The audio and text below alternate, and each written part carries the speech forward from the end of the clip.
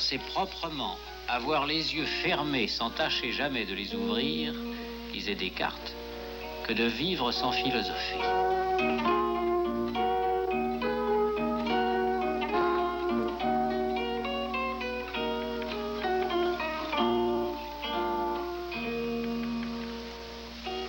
Il y a une vie de la philosophie hors de la classe, une cité des philosophes qui l'englobe et la nourrit.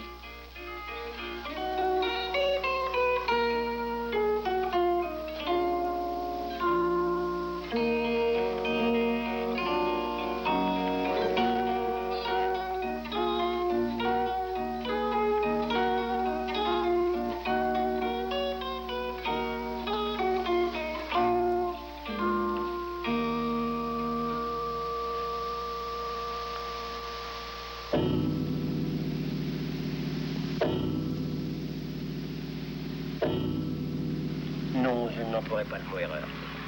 Ça me paraîtrait presque grossier de parler d'une erreur à l'intérieur d'un système philosophique. Il me paraîtrait, si vous voulez, difficile, par exemple, dans une classe de philosophie, de dire, ben voilà, Descartes s'est trompé sur le doute, ou Descartes s'est trompé sur l'exemple.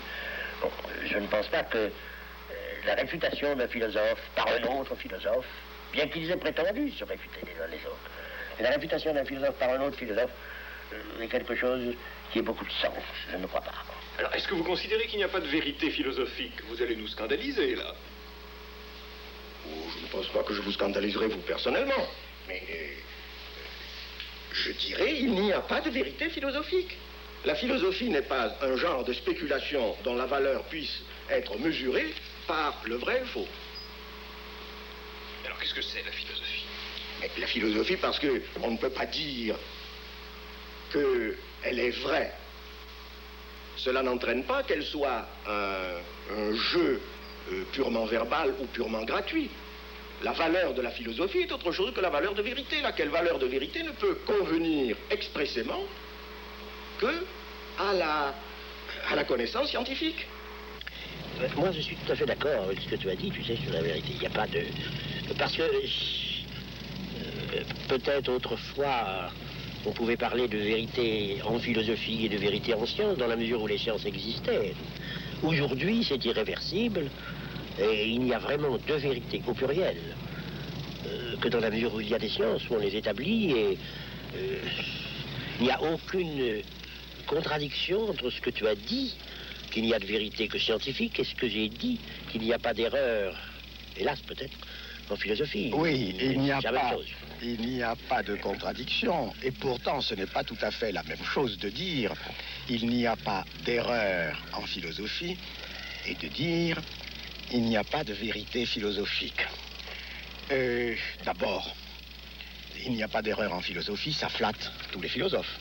Mais il est bien certain que là où il n'y a pas d'erreur, il n'y a pas non plus à proprement parler de vérité. Il y a une errance, mais il n'y a pas de... Tout à fait d'accord, de sorte que je suis aussi, moi, tout à fait persuadé qu'il n'y a pas de contradiction. Et d'ailleurs, il me semble que j'avais dit que si il n'y a pas de vérité philosophique, je n'avais pas pour autant voulu dire premièrement que un philosophe n'a jamais à se préoccuper de savoir ou non s'il dit la vérité, et deuxièmement que la philosophie n'est pas pour autant étrangère à une recherche concernant la nature ou le sens ou l'essence, comme tu dis, de la vérité. C'est ça. Moi, je pense qu'il faut faire la différence, comme nous le disions tout à l'heure, il faut faire la différence entre la vérité et le problème de l'essence de la vérité qui n'est pas du type de la vérité scientifique. Tout à fait d'accord. L'essence de la vérité est d'un autre ordre, de même qu'on a dit que l'essence de la technique n'était pas technique. Oui. Exactement, il faut dire l'essence de la vérité est une problématique. Je suis tout on à fait... peut errer d'ailleurs, mais qui est une problématique authentique. Oui. Par rapport aux vérités spécialisées des sciences actuelles. Aujourd'hui, les vérités scientifiques sont essentiellement culturelles. Oui. Elles n'ont plus rien de cosmologique. Einstein a peut-être été le dernier. Il n'y aurait plus un Newton aujourd'hui. On ne peut plus faire une histoire du ciel, un problème cosmique. C'est plus possible. Absolument Ni la pas. physique, enfin, ça Bachelard l'a très bien vu, c'est quelque chose de culturel. Et le mot cosmique n'est employé par Bachelard que en ce qui concerne la poésie, jamais en ce qui concerne la science. l'imaginaire et jamais en ce qui concerne Alors, le il reste rationnel. aux philosophes un sens de la totalité que nous ne pouvons absolument pas évacuer dans notre vie. Non, c'est la définition même de la philosophie. Exactement. Plus la science deviendra culturelle et moins cosmique, moins totale, plus il y aura besoin d'une philosophie pour rassembler les hommes et pour... la philosophie sera d'autant plus indispensable que la science sera plus vérité, rigoureuse et technique dans un domaine spécial. Plus il y aura besoin d'un retour à cette essence de la vérité. C'est-à-dire, tout à fait d'accord. La philosophie a toujours été une lutte pour la clarté, pour la clarification, pour la cohérence. Et à ce titre, c'est une œuvre de langage particulière et privilégiée. C'est dans la réflexion philosophique, dans la spéculation philosophique, que tous les problèmes de signes, de sens, les autres disciplines viennent se réfléchir. L'histoire de la philosophie nous montre que la philosophie a toujours été une lutte contre les malfaçons du langage, contre les questions mal posées par piège de langage. Et par conséquent, elle est en lutte avec son propre langage.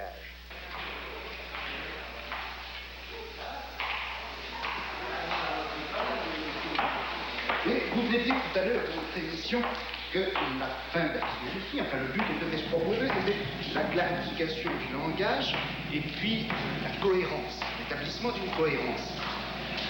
Et dans le reste de votre émission, vous avez parlé du polysémantisme fondamental du langage. Est-ce qu'il n'y a pas là, pas une contradiction, mais une certaine opposition qui recouperait un peu l'opposition apparente qu'il y avait entre l'émission de Canguilhem et celle d'Hippolyte. Hippolyte disant qu'il ne pouvait pas y avoir d'erreur en philosophie, et puis Canguilhem disant qu'il n'y avait de vérité que dans la science. La science étant du côté de la cohérence, et la philosophie peut-être du côté de la polysémie. Oui, je pense que cette contradiction doit être introduite à l'intérieur du travail philosophique, car la cohérence, je ne dirais pas que c'est un but, mais c'est le moyen obligé, le chemin de passage imposé à la philosophie et qui la sépare entièrement de la poésie, disons.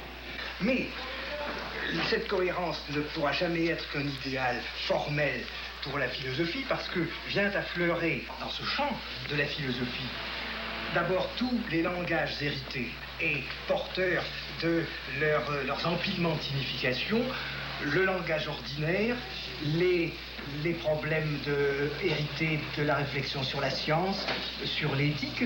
Et il me semble donc que la philosophie doit être considérée comme ce lieu d'affrontement entre une tâche formelle de cohérence et d'autre part l'effort pour recouvrer à travers cette multiplicité des sens ce dont il est finalement question en philosophie, c'est-à-dire dire ce qui est.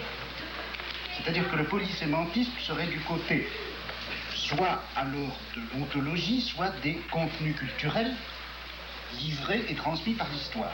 Et puis, la cohérence serait du côté de la forme même du discours. Oui, quand nous parlions tout à l'heure de communication, cette communication avec soi et avec autrui, c'est le plan formel du discours, mais je ne pense pas qu'on puisse définir la philosophie par sa propre formalité. Il me semble que la philosophie nous ramène à la question beaucoup plus primitive, à la question en somme primordiale, la question, disons, d'Aristote. Qu'est-ce qui est ?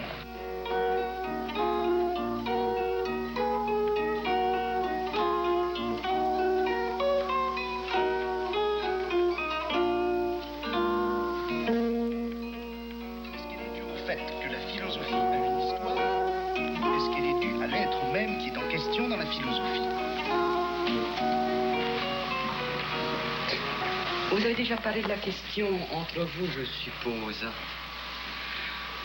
À mon sens, Il y a 3 questions liées les unes aux autres dans la question qui nous occupe aujourd'hui, dans le problème qui nous occupe aujourd'hui.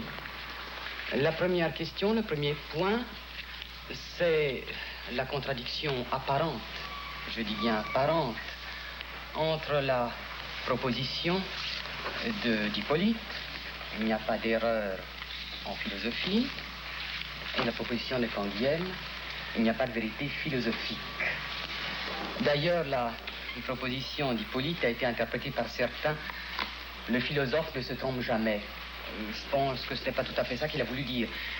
La seconde question, c'est alors l'élucidation de votre propre conception, Canguilhem. Et enfin, la troisième question, qui à mes yeux est sous-jacente à toutes les autres, qui en est le sens, c'est la question de la signification de l'entreprise philosophique. Que signifie philosopher? Ces 3 points sont liés, et je ne pense pas qu'on puisse les regarder isolément. Il faut les voir ensemble. Oh, nous sommes d'accord sur la contradiction apparente, parce que moi, j'ai pas du tout éprouvé de gêne lorsque j'ai lu ton texte. Il m'a paru parfaitement complémentaire de ce que je disais, qu'il n'y ait de vérité au pluriel que scientifique dans les sciences actuelles, et que le philosophe ne puisse pas se tromper, il ne fait qu'errer. Ceci dit, il y a de grandes philosophies, puis il y a des philosophies qu'on ne considère même pas, enfin qui n'existent pas. Je suis un peu surpris à l'idée que j'ai pu être mal compris. J'ai dit il n'y a pas de vérité philosophique. Je n'ai pas voulu dire il n'y a pas de vérité dans une philosophie. Un philosophe peut se tromper s'il commet des paralogismes.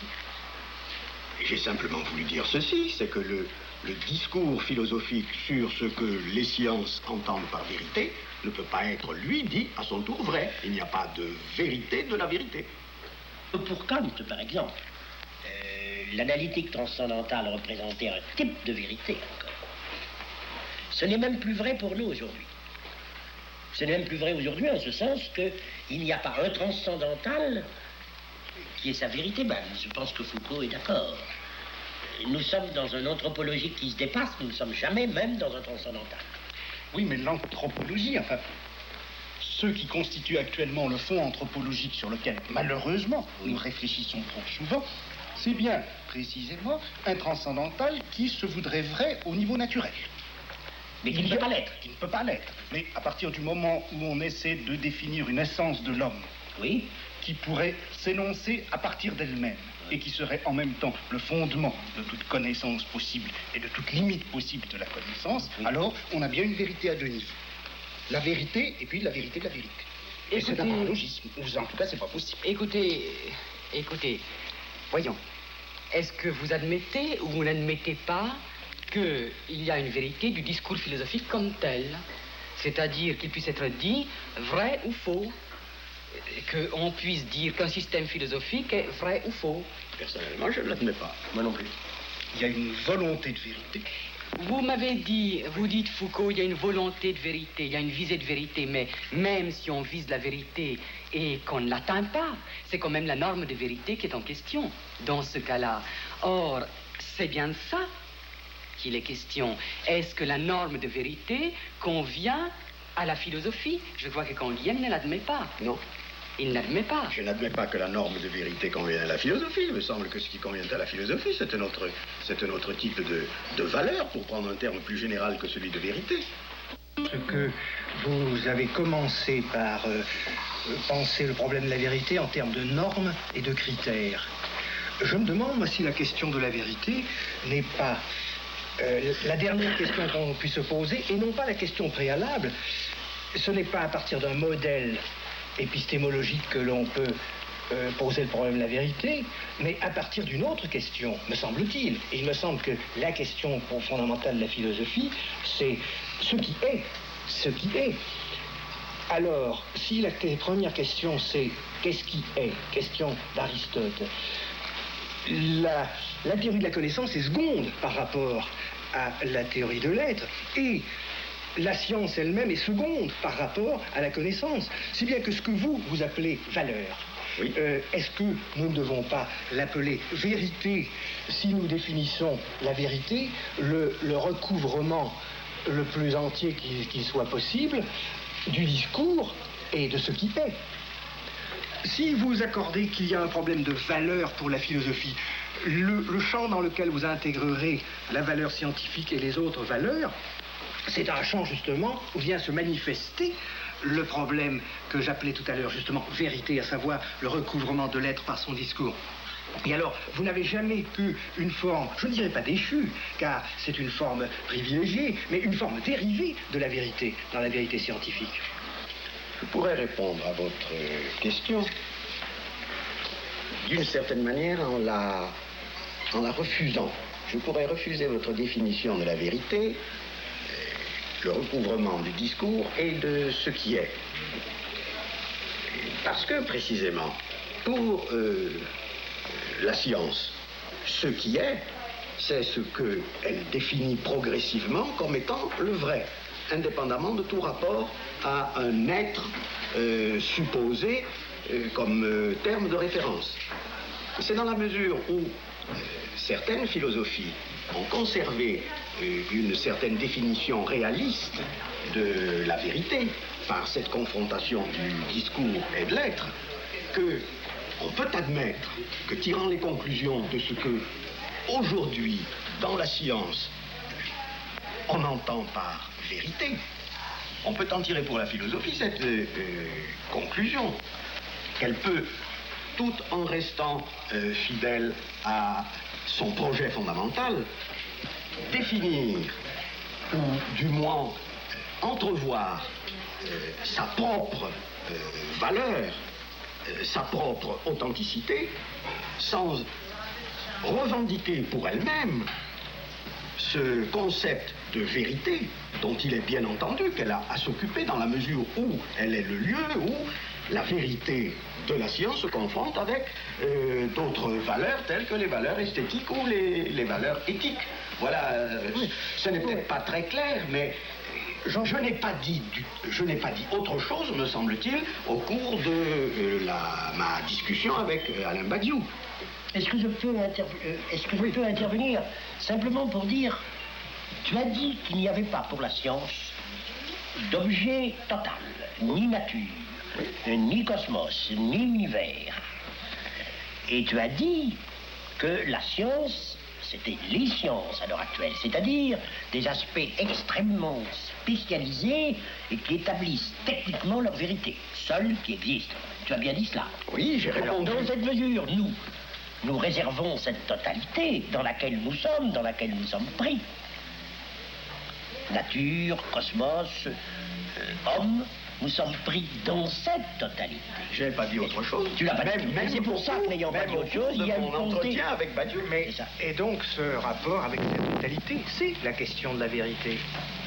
C'est la question de la vérité. J'entends bien que dans ces formes historiques, elles sont contemporaines de certaines formes de science, que donc des énoncés philosophiques sont eux aussi frappés de vieillissement en tant qu'ils sont corrélatifs d'un état des sciences. Mais la question même, à savoir que je suis dans ce qui est et que j'éprouve à la fois ma situation, j'y ai des projets, et que dans ce rapport entre une situation et un projet, je déploie une certaine lumière dans lequel un discours est possible, c'est là le réseau de la vérité. Parce que si nous n'appelons pas cela vérité, mais nous l'appelons valeur, le rapport entre les différentes valeurs en jeu dans notre existence d'homme va se trouver entièrement coupé de cette question de la totalité.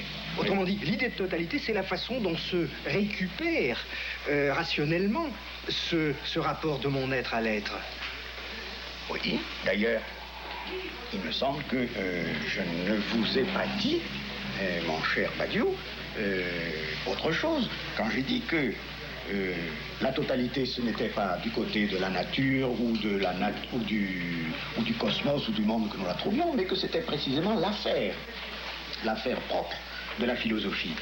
Que les valeurs doivent être confrontées les unes aux autres à l'intérieur même d'une totalité qui ne peut être précisément que présumée, j'en suis tout à fait d'accord, mais du moment qu'elle ne peut être que présumée, et que vous ne pouvez pas, selon moi, lui donner la signification de l'être au sens aristotélicien auquel vous vous référiez tout à l'heure, alors il me semble que je puis, je ne dis pas que j'ai raison, bien entendu, puisque ce serait contredire à mon propre axiome, il me semble que je puis être fondé à concevoir la tâche propre du philosophe comme ne relevant pas spécifiquement de ce mode de jugement auquel convient expressément les valeurs de vrai et de faux.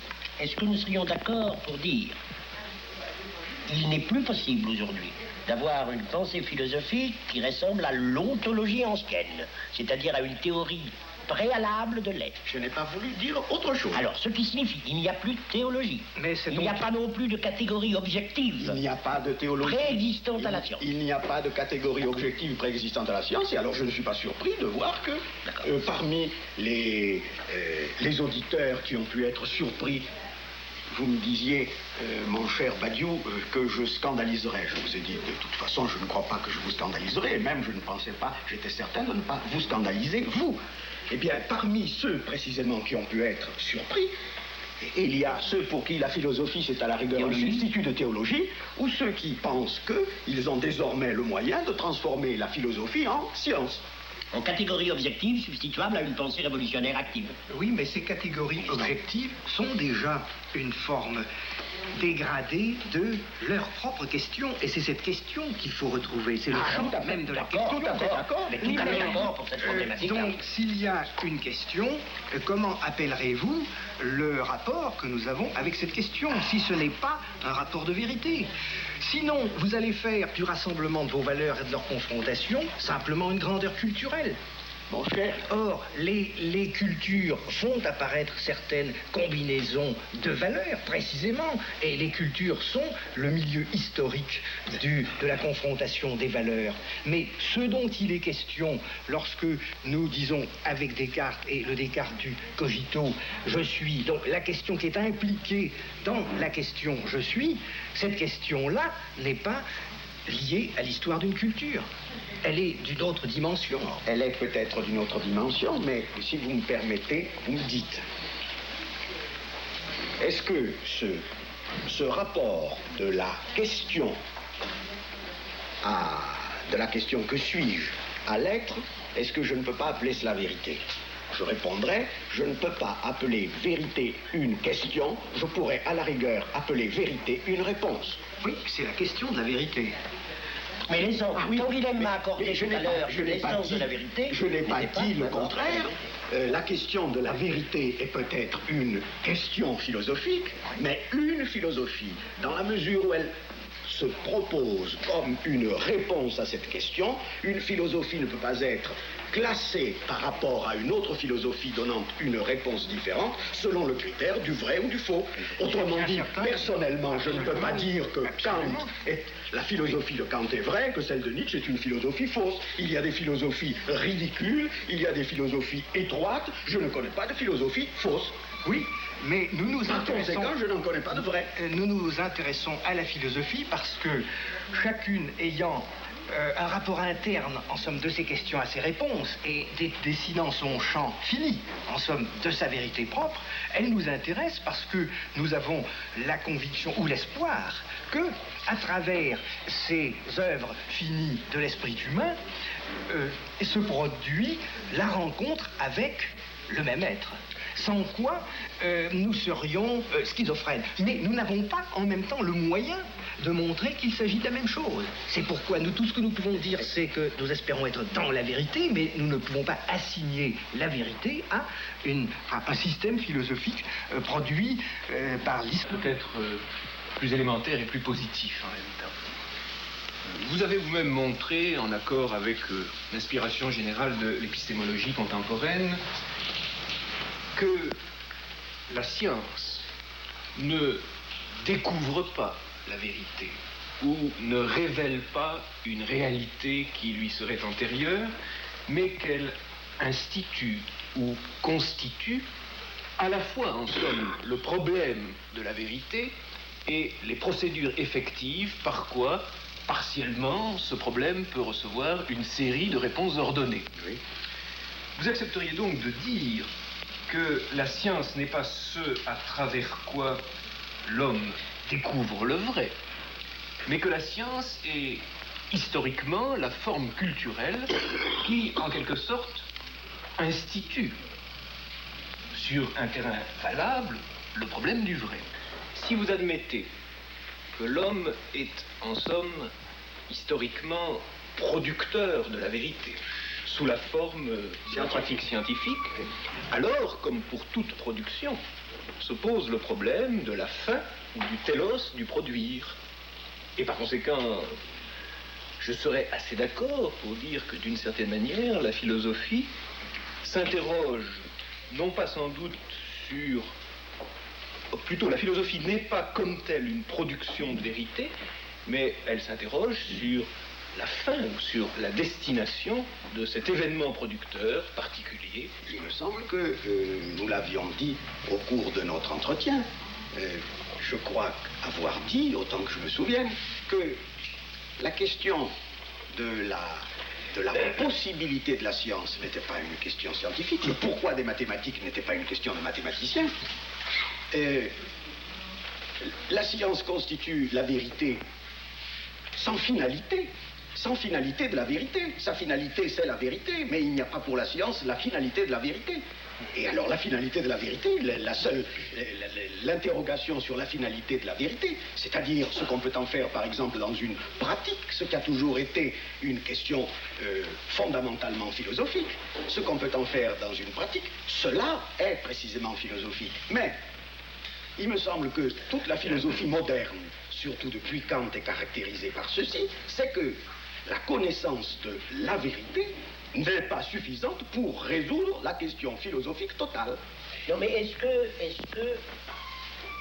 que tu m'accorderais que nous sommes... les sciences parlent un langage techniquement proche d'un langage univoque et constituent seuls des vérités au sens strict du terme. Oui. Seulement, ce langage qui a un certain code, c'est-à-dire qui est institué à partir de certaines conventions expresses. Ce langage qui a un certain code est lui-même lié à un langage naturel. Le seul dont nous ne partirons pas de données, nous partirons d'un langage naturel, qui était sans doute spontanément ontologique avant la philosophie, qui ne peut plus l'être aujourd'hui, mais qui n'en reste pas moins le langage naturel, lequel est à lui-même son propre code, tandis que tous les autres ont un code par rapport à ce langage. Il reste donc un certain lieu où se rencontrent tous les problèmes techniques de vérité qui sont découverts par les sciences de plus en plus culturelles et spécialisées, lieu d'où on part et lieu où l'on retourne. Et si j'osais, je dirais, et j'espère que les professeurs de philosophie ne m'en voudront pas, que la vraie philosophie aujourd'hui est obligée d'être une certaine vulgarisation, dans le meilleur sens du terme, j'entends par là, qu'elle est obligée de retraduire ce qui ne se traduira jamais de proche en proche, parce que même dans les intersections des sciences, c'est encore des sciences spéciales. On ne peut pas dire ni que la chimie biologique, ni que même l'information, ni que... Tout ceci, ce sont des spécialités, même dans les intersections. De telle sorte qu'on a mal compris ta pensée. On a cru que tu voulais dire qu'il y avait une vérité du scientisme, genre l'avenir de la science, ou genre Strauss. Mais pas du tout. Au contraire, il y a des vérités. Et il y a un lieu où germe l'essence de la vérité, l'existence dans son projet total de départ et de réduction.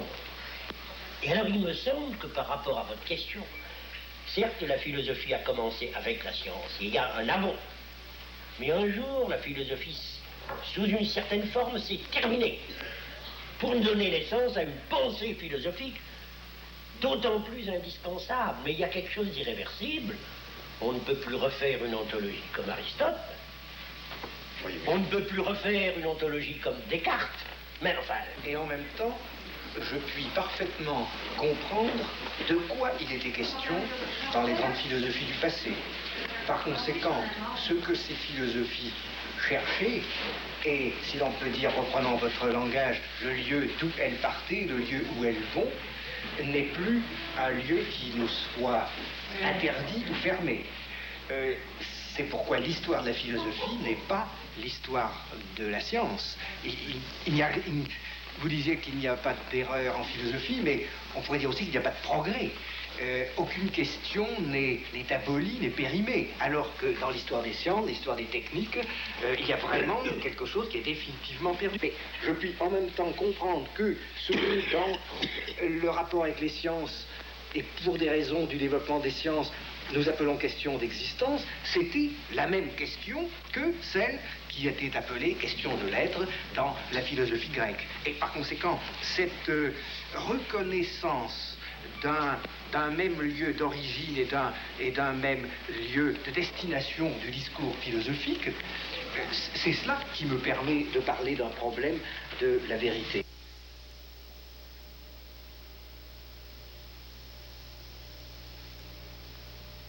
Est-ce que vous accepteriez de dire qu'une philosophie, c'est en somme un centre de totalisation de l'expérience d'une époque, étant entendu que l'ambiguïté des rapports avec la science naît peut-être de ce que cette totalisation s'efforce de s'opérer dans le cadre d'un code ou d'un langage qui, pour une part, importe ces critères de rigueur, voire de cohérence, de la science.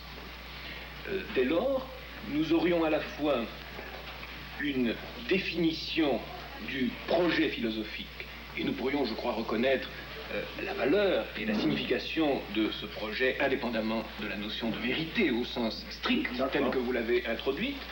Nous disposerions, d'autre part, d'une sorte de norme à l'égard de ce projet, d'une finalité au regard de quoi ce projet prendrait son sens et sa dignité, et en même temps nous pourrions peut-être rendre compte des ambiguïtés et des difficultés qui localement se sont produites dans la confrontation entre science et philosophie, dans la mesure où, à diverses époques, et peut-être est-ce maintenant terminé, à diverses époques, la philosophie a pu croire que cette totalisation générale de l'expérience d'une époque dans laquelle elle était engagée pourrait se formuler dans un langage analogiquement rigoureux par rapport au modèle ou au paradigme que la science lui fournissait. Oui, mais en même temps, il ne faut pas laisser retomber ces philosophies à de simples grandeurs culturelles, qui seraient comme des points de concentration historique, sous peine de perdre ce qui était en question dans ces philosophies, et du même coup de casser l'histoire de la philosophie. Si nous perdons le sens de la continuité des questions philosophiques, et par conséquent de l'espace dans lequel ces questions sont promues, nous n'arrivons plus, nous arrivons simplement à faire une sorte d'histoire culturelle de la philosophie, et non plus une histoire philosophique de la philosophie.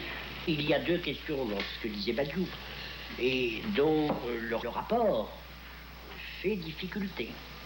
Dire que la philosophie est le centre de totalisation de notre époque, c'est bien au fond ainsi que de la conçoit, pour ma part. Mais dire aussi qu'elle est un dialogue avec toutes les philosophies du passé, comme si on pouvait isoler ce rapport histoire de la philosophie comme la philosophie. Ce sont deux choses assez différentes, car il se pourrait qu'il y eut dans notre histoire des points de nouveauté essentiels à certains moments, ce qui ne fait pas disparaître le dialogue avec les philosophes du passé. Il se pourrait que, avant que la philosophie naisse, pré-socratique, il y ait une certaine façon de poser le problème de la philosophie et de l'être qui était lié, parce que la science n'était pas apparue. Et il se pourrait qu'il y ait une époque où la science est apparue presque suffisante à elle-même, Newton, qui a entraîné un certain type de philosophie. Et une époque où il ne peut même plus y avoir de Newton, et peut-être plus d'Einstein, et où la philosophie est obligée encore de se poser d'une autre façon, sans rompre le dialogue avec le passé. Mais cette nouveauté, pour penser une époque, est aussi quelque chose d'essentiel. Vous êtes bien d'accord? Oui, je suis d'accord, mais il me semble que si la philosophie, au sein même de son projet, doit se médier, en somme, par le travers de sa propre histoire. Oui. C'est qu'elle trouve dans cette histoire, elle trouve les instruments qui ont été progressivement forgés et qui sont ceux de la catégorie de totalité. Autrement dit, il me semble que c'est la catégorie de totalité comme telle qui fonde la continuité du discours philosophique. Des problèmes philosophiques tirés d'une philosophie à pérennis à laquelle je ne crois pas. Assurément je pas. crois au dialogue des philosophes, à la médiation des philosophes, et je crois beaucoup plus à la pensée philosophique que je ne crois à une histoire indépendante de problèmes philosophiques à travers les philosophes. Voyez-vous, c'est contre ça que j'en avais. En ce sens, on ne peut répéter aucune philosophie, mais on peut comprendre sa question, et c'est en la comprenant que je comprends ma question. Exactement. S'il est vrai que la philosophie est la totalisation de l'expérience d'une époque, dans la mesure où cette expérience contient, elle, des modes d'expérience tels que la science ou la technique, qui, je ne parle naturellement pas de l'art, mais pour la science et pour la technique, sont des activités qui disqualifient ou déprécient leur propre passé, et dont c'est même la fonction essentielle. L'intégration, à un moment donné, d'une mathématique comme celle de Hilbert, d'une physique comme celle d'Einstein, de formes d'art comme par exemple la peinture de Picasso. L'intégration de ces modes d'expérience, précisément parce que certains de ces modes comportent un progrès, cette intégration ne peut jamais s'opérer de la même manière, même si l'intention de totalisation, le projet de totalisation reste identique. Et par conséquent, si il n'y a pas d'homogénéité des philosophies, c'est-à-dire de ces tentatives d'intégration sous le rapport de leur procédure et par conséquent aussi de leur style et de leur conclusion. Alors, on ne peut pas les confronter les unes aux autres sous un certain rapport qui puisse être dit de plus ou moins de vérité. Et nous retrouvons encore ma proposition de l'autre jour. Les philosophies se distingueront par conséquent les unes des autres, non pas parce que les unes sont plus vraies que les autres, mais parce qu'il y a des philosophies, comme d'ailleurs vous l'avez dit tous les trois spontanément, parce qu'il y en a qui sont grandes et d'autres qui ne le sont pas. À quoi vous le reconnaissez? Autrement dit, y a-t-il un critère de cette grandeur ou de cette étroitesse de... Je ne pense pas qu'il y ait... Je ne pense pas qu'il y ait un critère. S'il y avait un critère, nous retomberions. Vous arriveriez à me faire dire c'est un critère de vérité. Vous ne voulez pas dire. Ce que jusqu'à présent je ne veux pas dire. Il y a peut-être des signes auxquels on reconnaît une grande philosophie et une philosophie petite ou étriquée, comme je l'ai proposé tout à l'heure.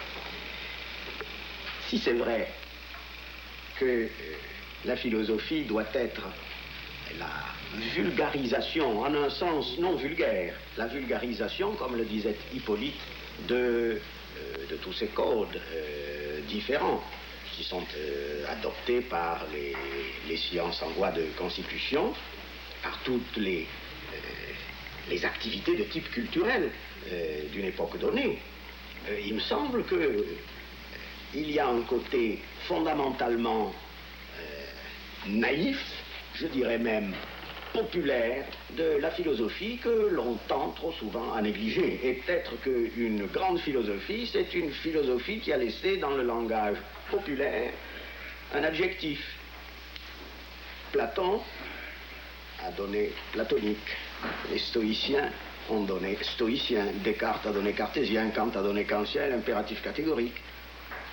Autrement dit, il y a des philosophies qui, parce qu'elles ont bien totalisé l'expérience d'une époque, ont réussi à diffuser dans ce qui n'est pas la philosophie, mais les cultures qui à son tour, les modes de culture qui à son tour seront à totaliser par une autre philosophie, et qui ont, en ce sens, eu un impact direct sur ce qu'on peut appeler notre existence à tous de tous les jours, notre existence quotidienne. Alors, il me semble que ce n'est pas, ce critère peut paraître, cet indice, pardon, peut paraître vulgaire, et je me demande s'il n'est pas quand même authentiquement philosophique. Et même si on se trompe quand on dit stoïcien ou stoïcisme, je veux dire même si le vulgaire se trompe dans l'acception du terme, de l'adjectif. Mais le vulgaire n'est pas obligé de connaître Cléante et Chrysippe, mais il sait quand même ce que c'est que stoïque, et stoïque, c'est quand même un mode d'attitude qui a été proposé, réfléchi par une philosophie.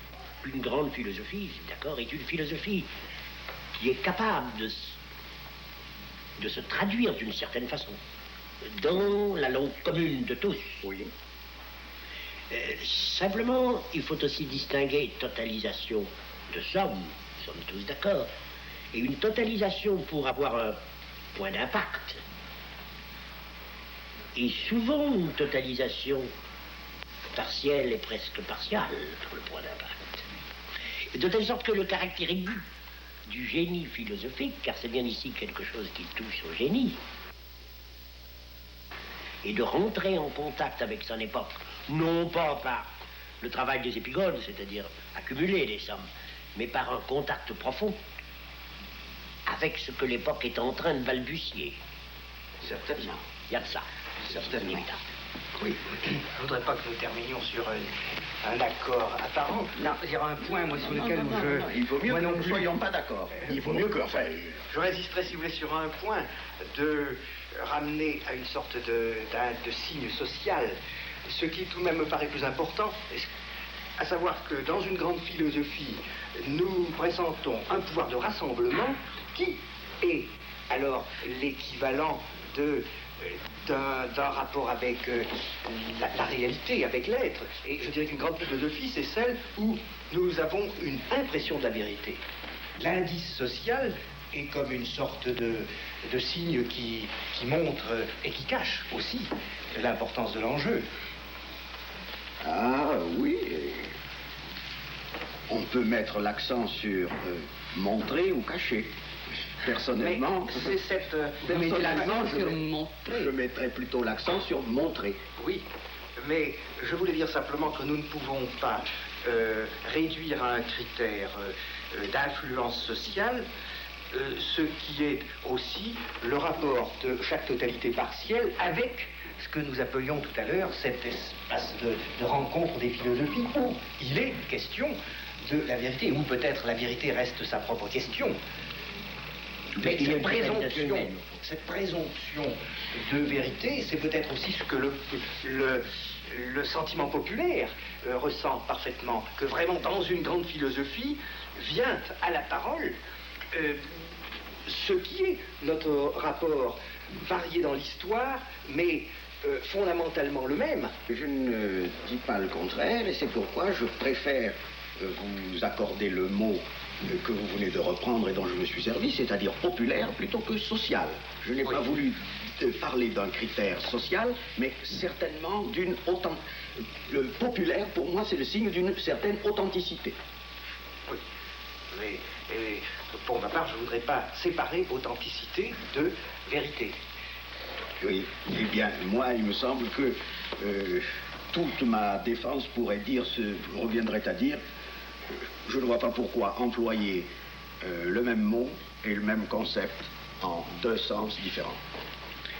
Mais vous, Alain Badiou, qui êtes professeur, quand vous définissez une philosophie comme un centre de totalisation de l'expérience d'une époque, est-ce que ça vous permet d'enseigner la philosophie? Qu'enseignez-vous sous ce nom? On n'enseigne pas, en tout cas, une philosophie au sens que revêt cette définition. Cela, ce serait donner un enseignement dogmatique qui procéderait effectivement à cette totalisation. Ce serait quelque chose comme le cours de Hegel ou un cours de philosophie scolastique. Par conséquent, au sens très rigoureux du terme, dans un enseignement élémentaire de la philosophie en tout cas, on ne philosophe pas. Alors que fait-on? Eh bien, je crois que l'on apprend aux élèves la possibilité de la philosophie. C'est-à-dire que par une série de détours, par l'examen des doctrines et des textes, par l'examen des concepts, par le parcours des problèmes, on leur montre qu'est possible un langage à travers quoi cette totalisation s'opérerait. Et je définirais volontiers l'enseignement de la philosophie comme l'enseignement de la possibilité de la philosophie, ou la révélation de la possibilité de la philosophie. Sinon, il n'y aurait d'autre recours qu'enseigner une philosophie, ce dont précisément notre enseignement entend se garder. Et du point de vue de l'enseignement, est-ce qu'il vous serait possible de tirer des conclusions sur le débat qui nous a occupés, je veux dire, sur la question de la vérité ou de la non-vérité philosophique? C'est une question difficile, car vous n'êtes pas d'accord. Vous n'êtes pas d'accord et je ne crois pas qu'il faille dissimuler ce désaccord. Il me semble que l'espace de votre désaccord est limité par